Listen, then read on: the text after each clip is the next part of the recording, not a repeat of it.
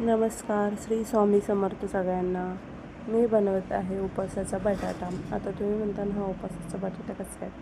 तर भाजीला मला उपास आला की मी भाजी काय करायची म्हणून बटाटाच करते आणि ते घरच्यांना पण देते. आणि जर नाहीच खाल्ला तर मग दुसरी भाजी करावीच लागते, तसं काही नाही. आणि चुलीवर करायचं हे की आमचा गॅस गेला म्हणून तुम्हाला तर माहिती गॅसची किती टंचाई एवढ्यात.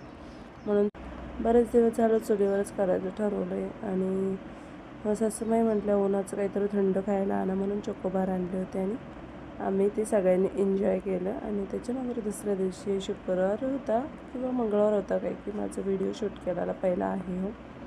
आणि असं छान वातावरण मंदिरात होतं, इतकं मस्त वाटत होतं. संध्याकाळी मी गेले होते आणि दुसऱ्या दिवशी सकाळी सकाळी आम्ही चहा पित होतो. चुलीवरच चहा करायचा चालला होता आणि तो बिस्किट खात होता. असं स्वयंपाक केलेले भांडे इतके काळे झालेत ना, आता घासून घासून तर हालच होणार आहे. आणि धुणं पडलं होतं आमचं सकाळचं असं वातावरण नाही बघा. आता प्रचंड उन्हाळा वाढला आहे, पण सकाळचं कोवळं ऊन जरा काय वाटत नाही, पण दुपारून खूप त्रास होतो.